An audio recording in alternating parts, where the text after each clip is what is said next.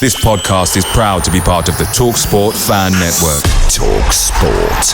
Powered by fans.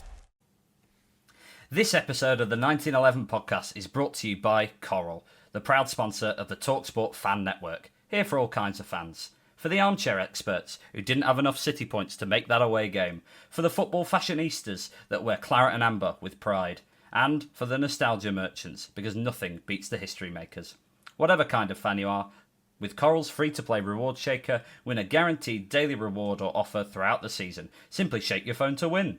Over 18s only, maximum one reward or offer per player per day, 8am to 8pm. Reward restrictions and requirements and other T's and C's apply. For more information on safer gambling, visit gambleaware.org. This episode is proud to be sponsored by Now, where you can stream Sky Sports flexibly. Catch the biggest games this season how you want, when you want. The football season is back, and you can keep up with all the action on Sky Sports with a Now membership. Whether you're perched on the edge of your sofa or hiding behind it, you can capture more of the drama this season with Now. The heat of the moment, the 90th minute winner, that last-ditch tackle, the pride on the line, and the best bit, you can dip in for the derby or stay for the season. With a Now month membership, you can stream all Sky Sports channels flexibly. No fuss. Go to nowtv.com to find out more about sports memberships. 18 plus, UK only. Minimum speed 2.5 megabits per second. Live scheduling may be subject to change. Full terms apply.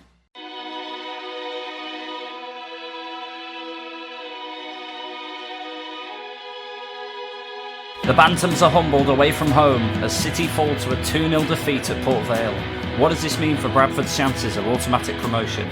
For full match reaction and a preview of City's upcoming game against Crewe, don't go anywhere. This is the 1911 podcast.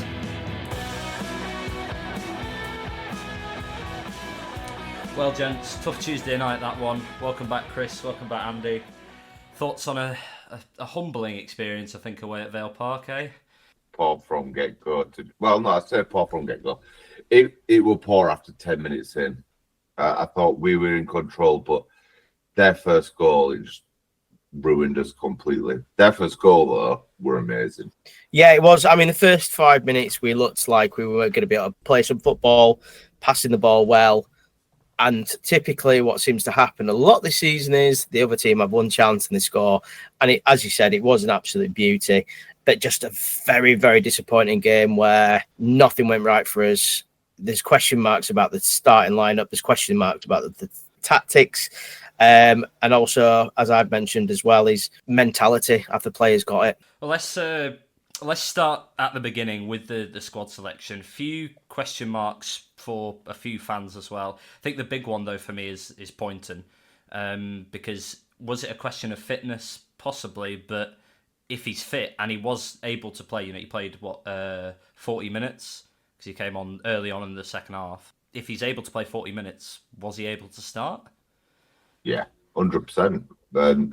For me, if you're fit enough to be on any bench in a professional football game, you're fit enough to play the full match. Consequences may come afterwards, but if you're fit enough to be picked, especially with the squad size that we've got, you're fit enough to start, so he should have been starting for me.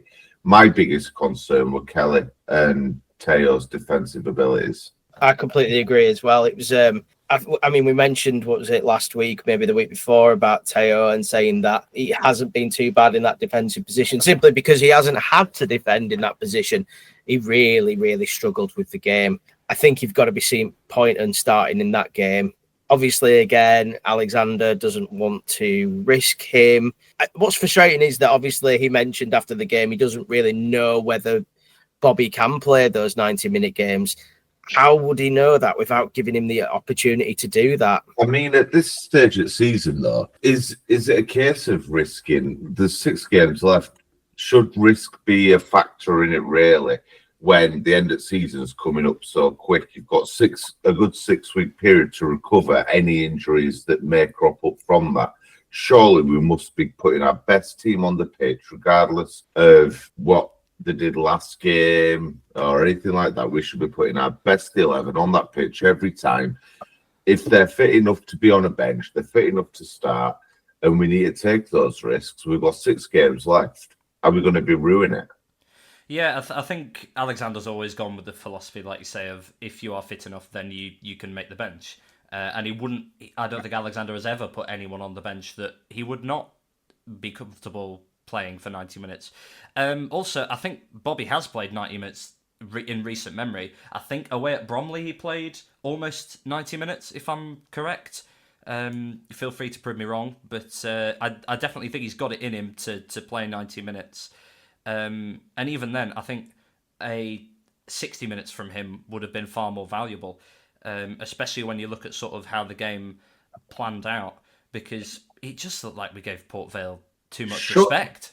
Surely, though, even if you don't think he can make a full 90 minutes, surely you must be starting him rather than reacting to how the game's going. Exactly, yeah. You know, give him it from the off so he's up to pace with games straight away, because that can be a tough thing for anybody coming on as a sub, is getting straight into pace of a game, regardless of who it's against. So surely it's got to be more beneficial to, even if it's 45, give him from kickoff so it's not reacting to the issues that arise, and then letting him go do his business and then bring him on. I want to come back on what you just said, Ewan, is that you said we gave Port Vale too much respect. Yeah, I would say the opposite. Really? And the reason why I would say the opposite is I think the lineup. You look at how packed they were in that midfield with their lineup, and I don't think we had enough quality in there. I think we needed probably another defensive midfielder like a Keller in there to deal with that force that is in midfield. They are very strong in midfield. I mentioned this last week. They are very good in midfield, and I felt that team was a little bit all over the shop. I felt it was almost a little bit disrespectful to Port Vale, and it didn't surprise me that first half and how it happened, because we just did not seem to have a clue. We did not be able to cope with them very well, and it's one of those ones where you think before the game, if Smallwood has a stinker here and he really struggles, we're in big trouble, and we needed that big performance from him, and that's unfair again because you're expecting so much from Smallwood. But I thought personally, we didn't pay him enough respect whatsoever. Yeah, I suppose when I'm sort of thinking about the amount of respect we gave them, I'm thinking about the way how we crumbled. But we will come back onto that. I do want to touch briefly on what you said about Smallwood and Pato in midfield, because it's a dangerous, I'd say, midfield partnership. When it works, obviously it's so dangerous because Patterson can pick up the ball from deep, and then he runs at you, and that is where he's best. How many goals have we seen from him this season where he's picked up the ball inside the centre circle and ended his run with a shot on goal in the edge of the box? It works, I think, really, really well when it works. I think the Keller call, like you say, would have been so much almost safer, because obviously Keller's far more of a box-to-box sort of midfielder. He's got the legs to do that tracking back, which I think would have been really beneficial, like you say, for maybe that first half where we were under pressure. But I think the big issue, and what a lot of fans are getting on about, is we looked all right for the first 10 minutes. And then as soon as that goal comes in, like you say, it's a bit of a sucker punch because it's the first attempt to the match, really. And it is a worldie. And we just crumbled. All the slick passing, the picking the ball off in midfield, it disintegrated. We had no composure. And the rest of the game was easy to follow because of how we crumbled. Yeah, and I think that when you look, obviously, in defensive, we've talked about the midfield defence again. Why are we messing about with that defensive line again? Bringing in Huntington, I know that Graham said after the game that was because of how well he'd done against Garrity in the previous game against, between the two of them. I thought that was a little bit surprising. Let's face it, lads, I would not have been surprised if Kelly had been the next Ben Richards Everton and been pulled off after about 28 minutes, because I don't know how he lasted 90 minutes, if I'm honest with you. I mean, surely it looked like he was the man to come off after 45 minutes. He had an absolute stinker. Could not keep up with the pace, was terrible, gave the second ball away when he gave the ball away. Did not have a good game, and it just feels like we need to stop messing about with this defensive line that has actually been working quite well in previous weeks with your Shepherd, your Critchlow, and your Baldwin. And for some reason, we keep messing about with it. And I don't think that's any surprise as to why we were getting absolutely hammered as well in defence. Yeah, worth pointing out as well that Baldwin probably doesn't do enough for the second goal as well. He doesn't get tight enough. No, totally. And he doesn't stop the cross. But like you say, I think we pointed out in our little watch along that there was a moment where Kelly was just simply rounded by one of the simplest 1-2s I think I've ever seen on the near touch side, and it was disappointing to see, definitely. You've mentioned briefly on substitutions. Do you think they gave us a bit of a kick up the arse, so to speak, at the start of that second half, and do you think we improved? We improved slightly, but it wasn't enough. It was the same case that in last game beforehand. You've got Bobby coming on, and he's trying to do stuff, but the likes of Jamie, I think he's the sort of player that needs to start a game rather than come on to affect a game. I think he struggles at getting into a game when there's only 20 minutes left. So for me, he's got to be starting rather than being that super sub. Bobby can do it, but like I said earlier, I think he should be starting anyway. But they came on, they did a bit. We had them under quite a bit of pressure, but we're all huff puff and we're not going to blow your house down. Yeah, and that's without even mentioning the penalty as well, which I'm not going to stall on, because for that exact reason is, as soon as that's saved, you just think, well, that's typical. So we won't dwell on that at all. One thing I do want to point out is that a lot of the negativity obviously has come towards the team and the performance, and especially because it was a massive following that we brought. I think a lot bigger than I expected, actually, and from the ticket sales as well. 2,300 and something, which is pretty good for a Tuesday night. Incredible. And they were let down badly by that performance. Yeah, massively. And I feel sorry for every single one of them, because it's not the shortest away day on a Tuesday night, is it? No. And that's part of it. I was hearing somebody saying that the players didn't really clap after the game. I'm not sure what, because I wasn't there, unfortunately, or maybe fortunately in this case. I wasn't there, so I wasn't able to see that. But I think you have to look at the mental side of things as well. So, we had such a great following for that game. Do these players have the mental capacity to take us over the line? Yeah, it's definitely a point that's going to keep coming back.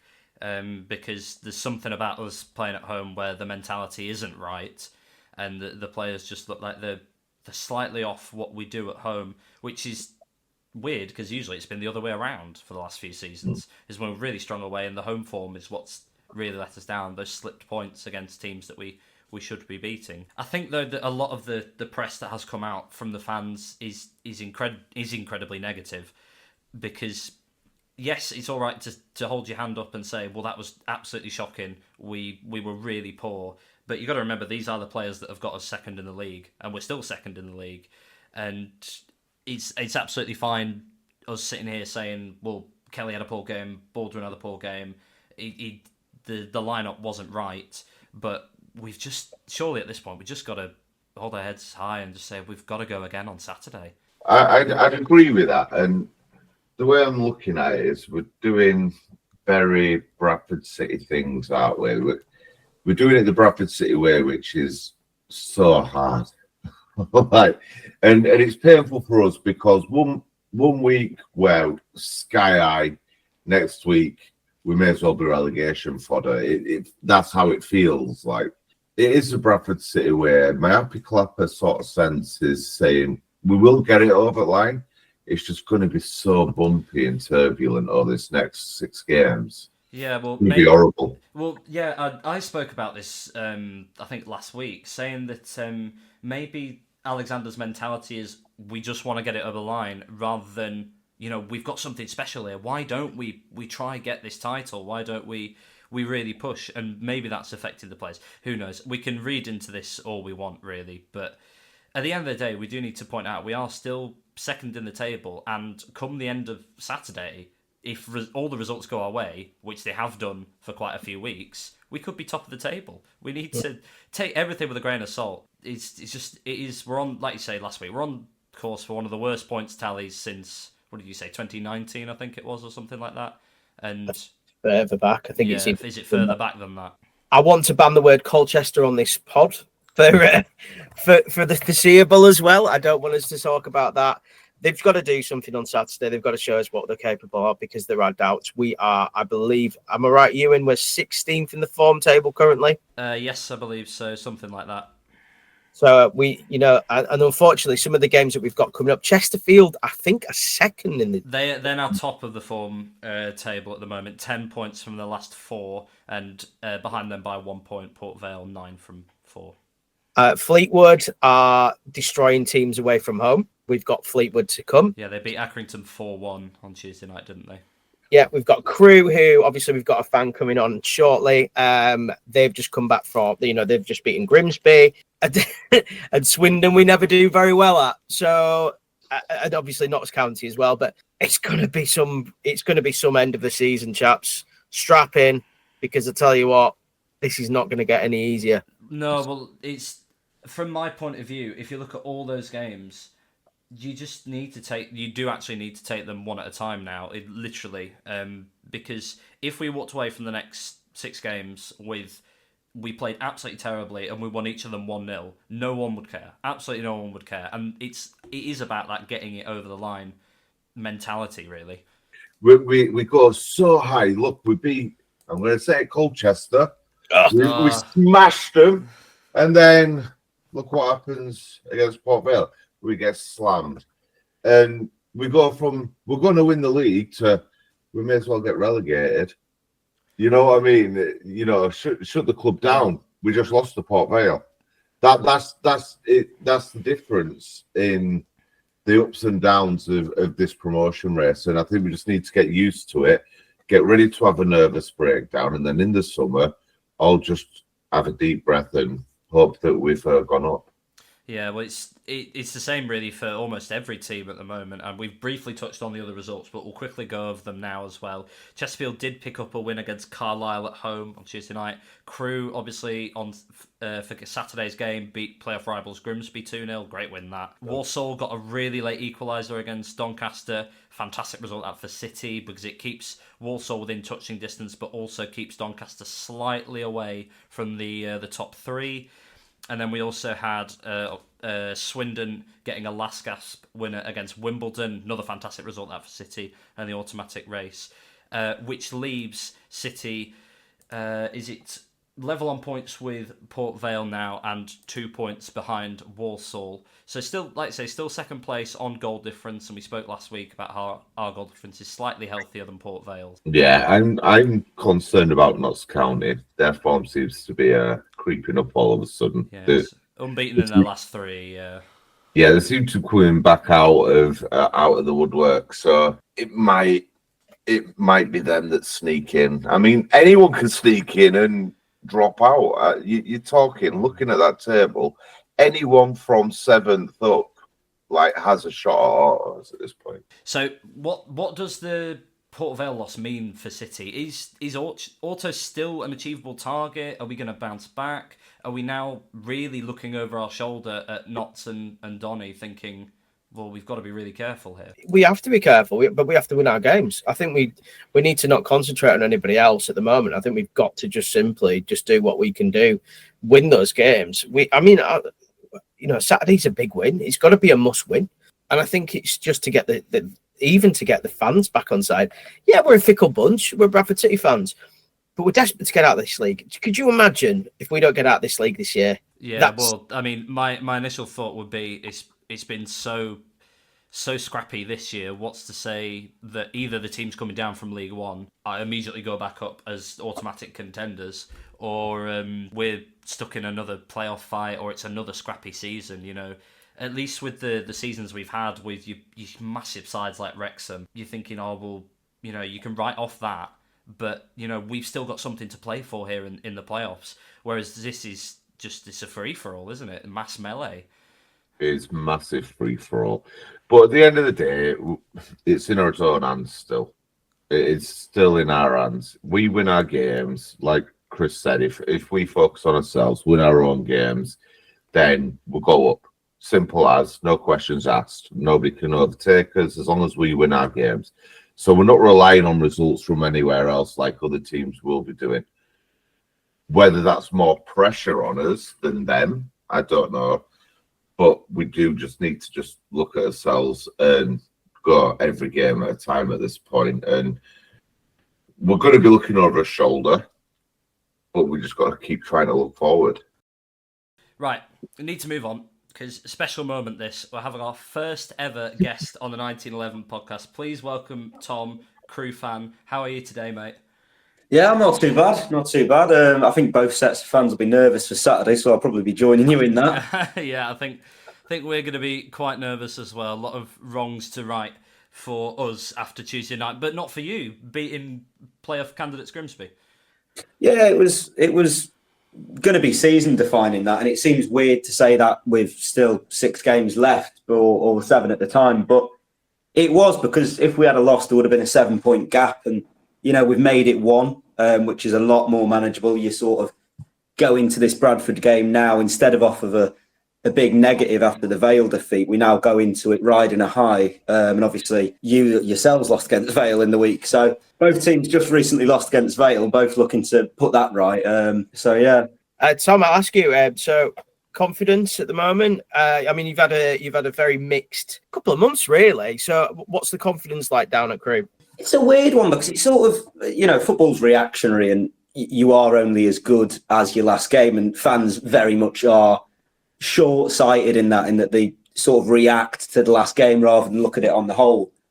It's one of them, we're getting key players back at the run-in. We've got Jack Lancaster back, which is massive. Mickey Demetriou coming back is, you simply can't state how big that is, because in my opinion, he's the best defender in League Two. I'm sure there might be disagreements from you. I think I agree as well. He's been around the block so much, and I found myself sort of thinking about this game a few days ago and thinking, God, I wish Andy Cook was playing, because that would have been a battle for the ages. And it's probably, you're right, the best defender in League Two.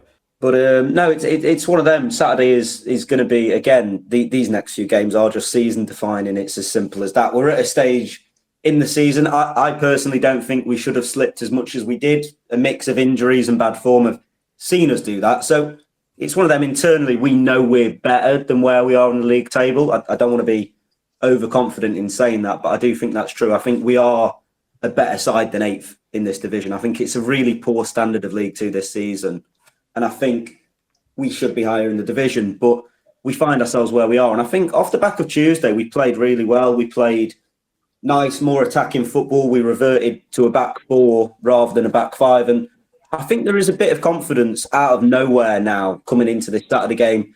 The worry for Bradford will, of course, be a massive crowd. Can go either way, can't it? It can really rally behind a group, or you can get similar to what I think Leeds have, where there's murmurs in the stand, there's a bit of unrest, a bit of nerves that etch onto the players at times. And I think if we, score an early goal or something, that could possibly benefit us having such a big crowd behind you there. So with Crewe's season so far, obviously, start of the season and coming into Christmas, you were quite much higher than 8th. Is this how you've seen your season shaping out? You've already mentioned you think you should be higher than you already are. How do you think final 6 games are going to play out? I could honestly see it going in any direction, and I think that is the beautiful thing about a League Two, where the standard's quite low. Anyone can beat anyone, and we've seen that with us and Walsall. Us and Walsall at one point were 1st and 2nd, and I think outsiders, possibly people who aren't biased and support a League Two club, we're just sort of going, those are the two who will comfortably go up, and it looks like both of us could miss out now. It's one of them where it's a really weird division, and especially this season, because we could well beat you on Saturday and then lose against Cheltenham or MK Dons in our remaining games, and there's not a lot in talent and in ability in this league. I think it is more about game management, and it is about mentality as much as it is skill and talent, because it is a low standard of League Two and anyone can beat anyone. We've seen weird results all season, I think.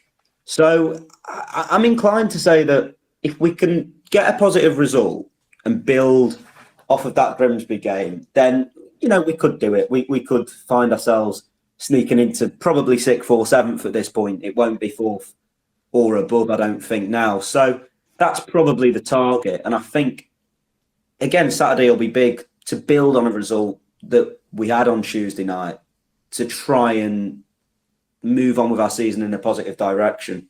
Tom, you talk about team management. I want to kind of talk about Lee Bell a little bit and kind of the impact he's had on your club. 2 years he's been in charge now, is it?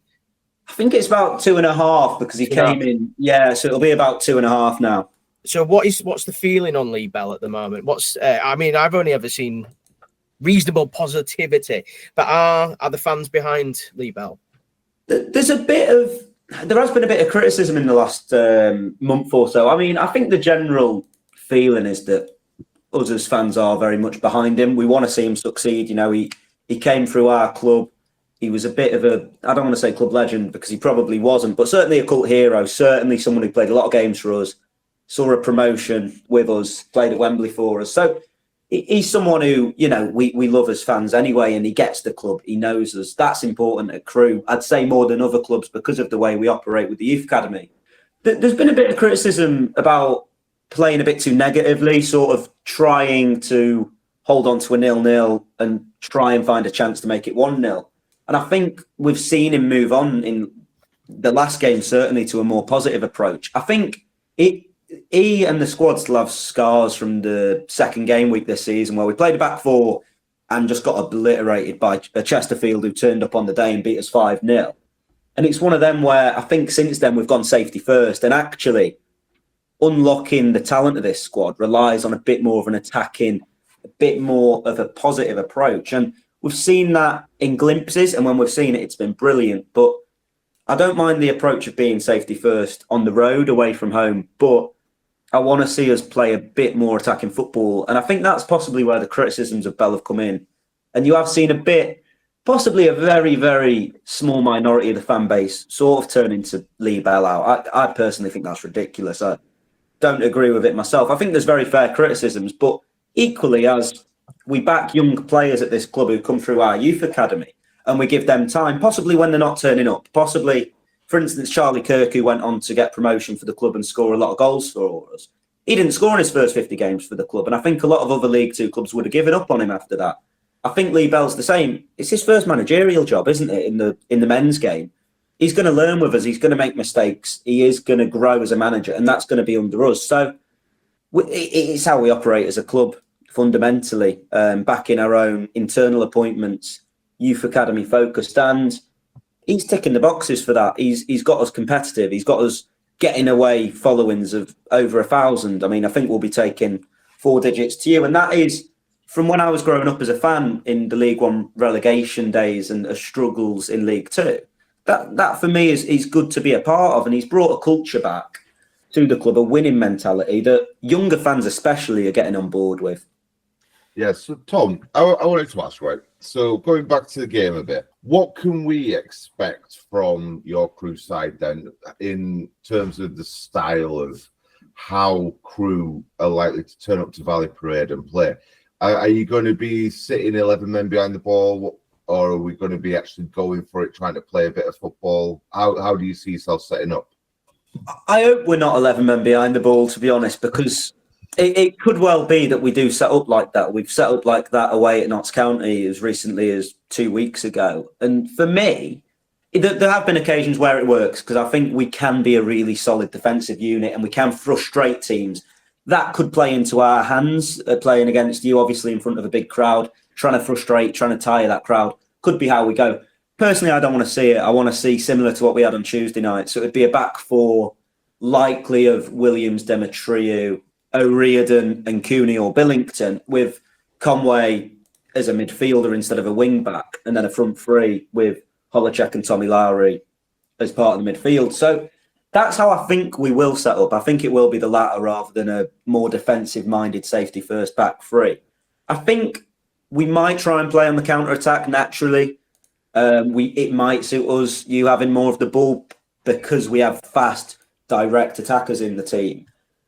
If this does backfire and on Saturday you're watching a very frustrating, turgid away side, then I do apologise. But that's how I hope we set up, and it does suit us. It'll be the best version of a Crewe Lee Bell side if we set up like that. Tom, who should we watch out for on Saturday? Oh, the obvious man's Mickey, isn't it? But I'll pick a different one. I'll go for Tom Lowry. I mean, look, he got promotion with us in the 2019-2020 season. He's a youth academy graduate and he's back on loan after injuries have stopped him from progressing to become the championship player he should be at Portsmouth. He's one of them. I think he walks into any midfield in League Two purely because I've seen him do it at League One at a top level. So I know that he's capable of it. And I think the only reason he's back with us is because it suits him, because he knows the club. We know we can get minutes out of him, and it suits us because we know he's a top League Two level player. You often get a lot of players returning back to Crewe on loan if their careers stall or whatever, or later on in their career once they're past the peak, because it is an enjoyable environment to be a part of. He's the one to watch. He's creative. He plays some fantastic passes that you honestly at times wonder how he's seen that, because I can't even see him in the stands. And he does have goal threat. He scored against you at our place back in 2019, so 6 years ago. It'll be scratching the head to try and remember that goal, I'm sure. But he is a threat, and he's a threat proven against Bradford in the past too. So you've mentioned about, obviously, the threat that he poses when you're playing that free-flowing football. So is that why you don't want to see yourself sit with 11 men behind the ball, so you can play that free-flowing football? Yeah, of course it is, because we have naturally a lot of more technical-based midfielders, because that's how they play at youth football. So when they come through, you've got the likes of Mattis Holacek, you've got the likes of Joel Taberner, you've got the likes of even Max Conway, who's on loan from Bolton, all three of them. And Lowry is included in that as well. So those four are just brilliant on the ball, and they're really good in tight spaces. They're really good in high-pressure environments. And we've limited them with the way that we play at times this season. So Crewe fans definitely want to see that style more. It's possibly ingrained more in our fan base than others, because historically we've played a nice, attractive brand of football, and that's brought us success. But yeah, those sort of players are exciting to watch when we play that brand. So yeah, it is a big reason why I want to see us play like that. And with that in mind, would you dare to give a score prediction? Oh, I mean, it's a lottery in League Two, isn't it? Because anyone can beat anyone. But I wasn't confident before Tuesday, but I will predict a 2-1 away win for us. Well, we've obviously we've spoken amongst ourselves about the difference between teams that come and play at City versus teams that sit behind the ball. And the two best examples in recent memory of the last few matches are Tranmere and Colchester. Tranmere, who came and sat with 11 men behind the ball and got a 1-0 victory, versus Colchester, who came to play and got smashed 4-1. So I think if you do come to play, it will be a great open game, a great spectacle. But City might prove too much, I think. I'm going to go 2-1 in the opposite direction for City. Chris, how about you? Oh, I've got to have I've got to be 2-0. We have to win. I'm going with 2-0 and Dimitri to have a very uncharacteristic off day. That's very bold. Andy? For me, I think Crewe are going to, after all you've said, I do think you're probably going to turn up and throw 11 men behind the ball. A lot of teams are doing that at Valley Parade. And the wise to do it as well, because purely, if you look back at our previous games, we struggle. And we've said it so many times. This is our third episode. It's all we've talked about. We struggle against this low block.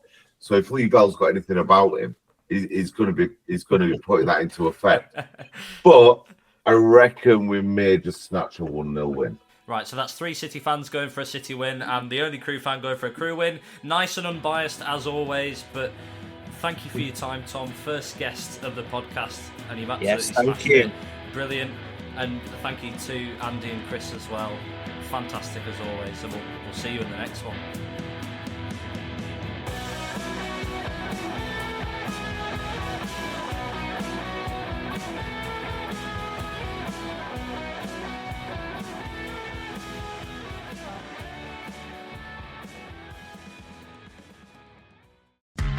This podcast is brought to you by Coral, and they're here for the fans. At the Fan Network, we have a mission to shake up the game we all love, and that's why we partnered with Coral, who've been shaking things up too. With their free-to-play reward shaker, there are guaranteed rewards and exclusive offers to be won every single day. Whether you're a part of the Badging Brigade, the Away Dayers, or the Football Fashionistas, Coral's here for the fans. Play Coral's reward shaker and win bigger guaranteed daily rewards and offers this season. For over 18s only, maximum one reward or offer per player per day. Reward restrictions and requirements and other T's and C's apply. Visit gambleaware.org for more details. This episode is proud to be sponsored by Now, where you can stream Sky Sports flexibly. Catch the biggest games this season how you want, when you want. The football season is back, and you can keep up with all the action on Sky Sports with a Now membership. Whether you're perched on the edge of your sofa or hiding behind it, you can capture more of the drama this season with Now. The heat of the moment, the 90th minute winner, that last-ditch tackle, the pride on the line, and the best bit, you can dip in for the derby or stay for the season. With a Now month membership, you can stream all Sky Sports channels flexibly. No fuss. Go to nowtv.com to find out more about sports memberships. 18 plus, UK only. Minimum speed 2.5 megabits per second. Live scheduling may be subject to change. Full terms apply. This podcast is proud to be part of the TalkSport Fan Network. Talk Sport. Powered by fans.